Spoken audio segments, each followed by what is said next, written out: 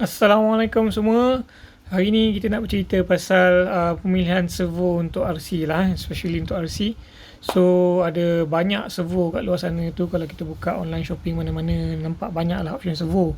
Mana satu yang kita nak pilih sebenarnya untuk servo kereta kita ataupun kenderaan kita, RC kita ni. Jadi ini especially untuk RC kereta lah, bagi ke kereta, bukan untuk kalau terbang helikopter bukan lah. Ni untuk lebih kepada kereta. So pemilihan servo untuk kenderaan, RC kenderaan ni bergantung kepada beberapa perkara lah. Kalau ikutkan saya, nombor satu yang kita kena tengok adalah saiz. Nombor dua ialah voltage, sama ada low voltage ataupun high voltage. Nombor tiga adalah kelajuan servo tu. Nombor empat ialah stall torque dia atau kekuatan servo tu. Dan kemudian nombor lima ialah harga lah. Kemampuan kita untuk memiliki servo tersebut. So nombor satu mestilah saiz. Kita kena tahu kita nak guna servo ni untuk apa, letak kat mana. So servo ni macam-macam saiz lah. Ada yang kecil, ada yang besar sikit, ada yang low profile, ada yang normal profile. Low profile ni dia sama saiz dia, tapi dia pendek sikit. So biasanya saiz servo ni adalah ketinggian dengan kelebaran servo tu lah, iaitu tempat lubang skru ni yang boleh diikat untuk servo tu, dan juga kepala gear untuk letak servo horn. Okay, so biasanya saiz servo adalah bergantung pada faceplate servo tu sendiri. So macam yang ni sama, faceplate dia sama, saiz dia sama, cuma satu low profile, satu normal profile lah. Low profile ni dia biasanya dia nipis sikit, dia pendek sikit. Dia untuk low profile ni, kalau kita ada restriction untuk ruang yang sempit, ruang yang kecil, maybe untuk scale 1.14 contohnya, 1.12 ke, kita pakai yang low profile. Dan yang ni untuk yang full size lah, mana ruang kita lebih besar. Dan ada yang metal gear, ada yang plastik gear. Kebanyakan servo sekarang ni adalah metal gear lah, dalam dia lebih kuat. Dan ada juga yang plastik gear dalam ni. Biasanya plastik gear ni lebih murah, tapi tak sekuat metal gear lah. Dan ada juga servo saya ni, servo besar ni untuk servo 15 baja saya dulu. So dia metal gear dan besar. Okay, so tu nombor satu lah, saiz. Kita kena tahu dulu saiz macam mana yang kita nak pakai, nak letak kat mana. Nombor dua ialah voltage. So pemilihan servo juga bergantung kepada voltage yang kita nak guna. Dan servo ada dua jenis voltage lah. Satu low voltage, iaitu operating voltage ialah 6 volt. Dan satu lagi ialah HV ataupun high voltage, operating volt dia ialah 7.4 volt je. So kita nak pilih low voltage ke high voltage? Sebab kadang-kadang high voltage ni dia lebih laju. Kalau kita tengok servo untuk touring, kereta-kereta touring kan, dia biasa pakai high voltage. Servo yang mahal-mahal tu banyak yang high voltage. Dia punya speed 0.06, 0.055. Dia high voltage. Cumanya kalau kita nak pakai high voltage tu, kita kena tengok kepada kita punya ESC dengan receiver. Nombor satu untuk pakai high voltage, ESC kita, especially untuk yang EP lah, ESC kita, kita tengok dia punya back volt. Back volt ni biasanya dia ada tulis pada ESC itu sendiri. Macam contoh ESC brushless sensorless saya ni, S-back dia atau back voltage dia ialah 6 volt 3A. So kalau saya punya ESC cuma bagi 6 volt, saya tak boleh lah nak pakai. Bukanlah tak boleh, boleh pakai yang low high voltage, tapi dia tak cukup voltage tu. So kelajuan dia ataupun stall torque dia, nanti kita akan cakap sekejap lagi, dia tak akan capai dia punya maximum rating tu. Kalau dia patutnya 0.07 contohnya, tapi sebab kita bagi dia high voltage 0.07 second, tapi kita bagi 6 volt saja, dia tak dapat lah sampai 0.07 tu. Mungkin dia ambil masa 0.10 ke, macam tu lah. So dia tak akan capai kelajuan yang dia tulis specification dia tu. So nombor satu bergantung pada ESC. So ESC tu, kalau kebanyakan ESC baru-baru sekarang ni, dia banyak yang ada option sama ada pakai 6 volt ataupun 7.4 volt lah. So kena tengok ESC kita tu support ke tak 7.4 volt. Okay, itu nombor satu ESC. Nombor dua ialah receiver. Receiver pun kena boleh support high voltage juga. Kebanyakan receiver, especially receiver lama-lama, dia punya operating volt dia ialah 6 volt sahaja. So kalau 6 volt ni, kalau kita bagi dia BEC 7.4, mungkin dia okey, tapi mungkin dia juga akan short ataupun akan cepat rosak lah, sebab dia lebih daripada dia punya operating temperature. Macam GP, kebanyakan GP biasanya GP akan pakai high voltage sebab GP, especially yang GP yang baru-baru ni, dia cucuk LiPo directly dekat receiver. So receiver tu mesti boleh support LiPo punya power 8.4 volt. dan terus kepada servo pun boleh support 84 volt lah. So untuk EP, electric power pakai motor ni, tengok ESC tu boleh ke tak bagi 7.4 volt, dan receiver tu boleh ke tak support 7.4 volt. So kalau receiver tu boleh support 7.4 volt, tak ada masalah untuk pakai high voltage punya servo lah. Dan untuk GP biasanya dia orang kena pakai receiver yang 84 volt, sebab kalau dia orang nak masuk, especially kalau nak masukkan LiPo 2S lah, LiPo 2S maximum volt dia ialah 84 volt. So receiver tu kena support 84 volt untuk GP yang nak pakai high voltage. Ataupun kalau dia orang pakai lithium ion, light ion, atau pakai bateri lain yang maybe 6 volt, 7.4 volt, dan okey lah boleh.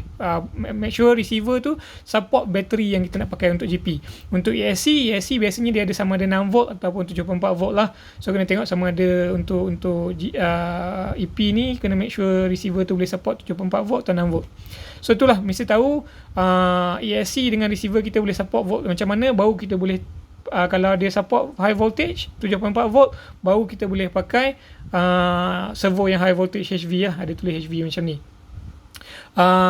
Item ketiga ialah speed. So speed ni ialah kelajuan servo tu sendiri. So macam kita tengok JX servo ni 6208 Metal Gear ni, dia punya operating speed dia, kalau kita tengok kat sini dia tulis 4.8 volt 0.09 saat untuk 60 darjah, 6 volt ialah 0.07.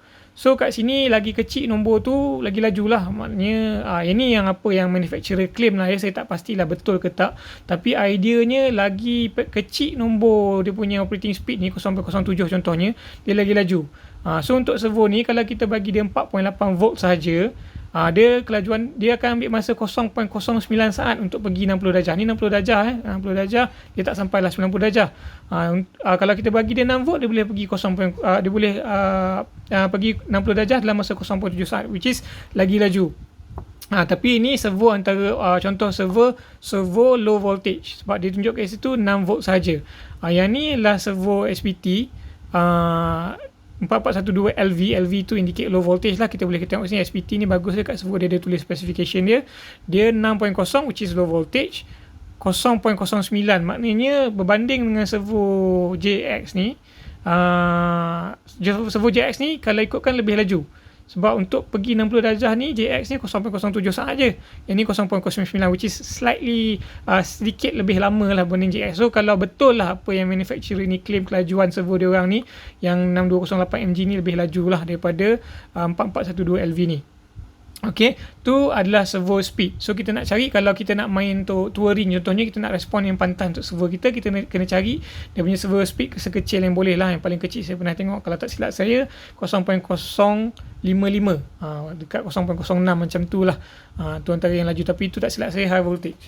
Okay, so seterusnya apa yang kita nak tengok ialah stall torque. So stall torque ni ialah kekuatan servo.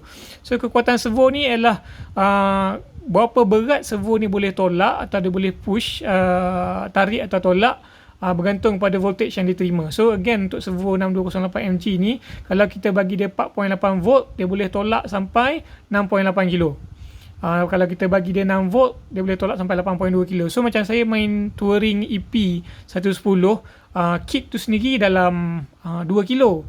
Patutnya servo ni boleh lah tolak sebab dia 8.2 kilo. Tapi realiti dia, bila kita dah bawa kereta tu, especially bila high speed cornering, berat kereta tu akan berkadar langsung ataupun akan diikuti dengan kelajuan kereta tu, akan menambah berat kepada steering.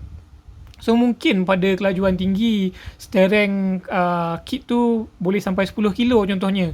So bila anda pakai stall torque kecil macam ni 8.2, kalau compare dengan yang SPT ni tadi, walaupun dia slow sikit, dia 12 kilo. So maknanya SPT ni dia boleh tolak 12 kilo. So kalau contohnya kit tu masa tengah kelajuan tinggi, bila nak corner tu berat steering dia adalah 10 kilo, servo JX ni 6208 MG ni dia takkan boleh tolak steering tu. Dia akan tersangkut sebab steering tu contohnya berat 10 kilo. Servo ni maksimum dia 6 volt, dia boleh tolak 8.2 je. Bila 10 kilo lebih besar daripada 8.2, dia tak boleh tolak. Dia tak bergerak pun. Servo horn tu sudahnya tak bergerak pun. Silap-silap rosak servo tu sebab dia tak mampu tolak. Sedangkan kalau kita pakai servo ni, dia boleh tolak lah kalau benda tu 10 kilo sampai 12 kilo, sebab dia punya stall torque dia adalah 12 kilo. So biasanya speed dengan stall torque ni dia memang akan ada relationship lah. lagi laju servo tu biasanya dia lagi kecil stall torque dia. Lagi kuat servo tu, lagi besar stall torque dia, lagi perlahan lah servo tu. Tapi kalau kita nak cari yang speed pun tinggi, stall torque pun tinggi, biasanya item ketiga akan jadi tinggi, which is harga. So harga yang mahal-mahal ni, kalau servo yang mahal-mahal ni, kalau dia laju, dia kuat, biasanya harga mahal. So tu item seterusnya ialah kekuatan servo tu sendiri. 12 kilo, yang ni 8.2 kilo. So kalau kita tengok servo yang lebih kecil, contohnya servo ni JX juga tapi saiz kecil, dia kalau 6 volt dia sampai 3.5 kilo je. Dan kelajuan dia pula walaupun dia kecil, dia untuk 60 degree dia ambil masa 0.01 lah. Yang ni low voltage juga lah, kita tengok situ 6 volt low voltage. So ESC saya, ESC low voltage dia boleh sampai 6 volt je, dan receiver saya pun 6 volt je. So saya punya servo memang kebanyakannya low voltage lah. Tapi untuk servo yang ni contohnya, ini servo baja dulu. So baja ni memang saya pasang LiPo directly dengan receiver. Receiver boleh support 84 volt. Dan direct lah 84 volt pergi kepada servo. So servo tu kenalah high voltage supaya dia tak adalah cepat rosak kalau saya bagi dia 84 volt kan. So kalau nak tahu dalam servo macam mana, so servo ni kenapa saya kata speed dengan kekuatan tu bergantung kepada saling ada kaitan, sebabnya ialah sebenarnya servo ni dalam dia kita biasanya ada motor, brush motor, lepas tu kita ada gearing ni lah, ni metal gear, in this case metal gear lah. So saiz gear ni dia macam spur dengan pinion lah, konsep dia spur dengan pinion. Cuma ni banyak lah spur dengan pinion dia, ada banyak gigi. So sebenarnya servo ni adalah motor yang berpusing. Dia ada sensor kat belakang ni untuk tahu kedudukan motor, banyak mana dah gerak, 90 degree ke 120 degree macam tu. Dan dia bergantung pada saiz gigi servo ni. Kalau macam contohnya servo dengan pinion, kalau pinion dengan spur, kalau pinion tu kecil, spur besar, biasanya dia tak laju tapi dia kuat. Tapi kalau pinion tu besar, spur dia kecil, biasanya dia laju tapi tak kuat. So macam tu jugalah kadang-kadang servo ni, dia punya casing, motor dia semua sama, elektronik yang belakang ni semua sama. Cuma yang beza dia punya kelajuan dengan kekuatan adalah bergantung pada saiz gear yang dia pakai pada servo tu lah. Okay, so tu selesai untuk speed dengan stall. Dan sedikit info, maybe orang tanya ada servo saya tengok core, ada yang coreless, apa beza dia, ada yang brushless lagi. So actually core-coreless tu ialah macam contohnya kebanyakan servo yang standard dia datang dengan core brush. Maknanya dia ada motor brush dalam ni, core dia lah, ataupun dia macam motor lah fungsi dia macam motor brush. So kalau biasa core maknanya dia ada tengah-tengah ni dia ada shaft, ada core dia. Lepas tu brush maknanya dia punya wiring dia kat dalam, magnet dia kat luar. Tapi kalau yang coreless pula, dia tak ada pole tengah-tengah ni. Dia masih ada magnet dengan mesh wire tu. Tapi dia tak ada pole, dia guna konsep yang berbeza lah. Yang tu kena Google, mungkin boleh Google untuk tengok macam mana rupanya. Sebab saya tak ada coreless ni motor. So kalau brushless pula, biasanya dia macam brush, dia core brushless. Tapi core yang dia pakai dalam ni macam motor brushless. Dia punya core dia magnet, keliling dia wire, dan magnet dia lebih mahal, lebih kuat, dan biasanya ada sensor yang lebih baik lah kat belakang. So tu beza antara coreless lah, brushless dengan brush. Dan seterusnya faktor untuk kita pilih servo semestinya adalah faktor harga. So kemampuan yang kita milik, ataupun kita boleh start dengan saiz dan harga dululah, apa yang kita mampu milik. So untuk saya, sebab saya main touring 110, kebanyakannya saya memang pakai JX servo ni lah. Kalau pergi 6208MG ni, sebab dia agak laju, stall torque dia boleh lah 8.2 kilo tu untuk touring, track, okey lah. Untuk 110, 112 okey. Dan harga dia pun mampu milik lah. Kalau beli daripada China, bawah RM50 siap shipping, macam tu lah. Tapi kalau kita pakai kit 18 contohnya yang lebih berat, 15 contohnya yang lebih berat macam ni, servo ni 60 kilo HV 60 kilo. Sebab nak tolak baja tu kit kosong dia je dah kit dia saja dengan enjin semua dah 13 kilo. So kalau letak servo 8 kilo macam ni, memang tak bergerak langsung lah, walaupun kita tu tak bergerak. So dia kenalah pakai servo yang lebih kuat. So kalau pakai 18 contohnya, kenalah cari servo-servo yang lebih kuat, mungkin 20 kilo, 30 kilo, main crawler contohnya kan, mungkin perlukan servo yang lebih kuat. So macam itulah, itulah kalau tanya saya, kriteria untuk pemilihan servo ialah kita nak tahu kegunaan dia untuk apa, berat macam mana yang kita nak pakai, saiz macam mana. Ni berat tu stall torque dia lah, stall torque dia nak laju ke nak perlahan, voltage dia sama ada nak low voltage ke high voltage, saiz dia macam mana, dan harga yang bersesuaian dengan kemampuan dan bajet kita lah. So itu saja, moga maklumat ni bermanfaat untuk semua. Assalamualaikum warahmatullahi wabarakatuh. Terima kasih.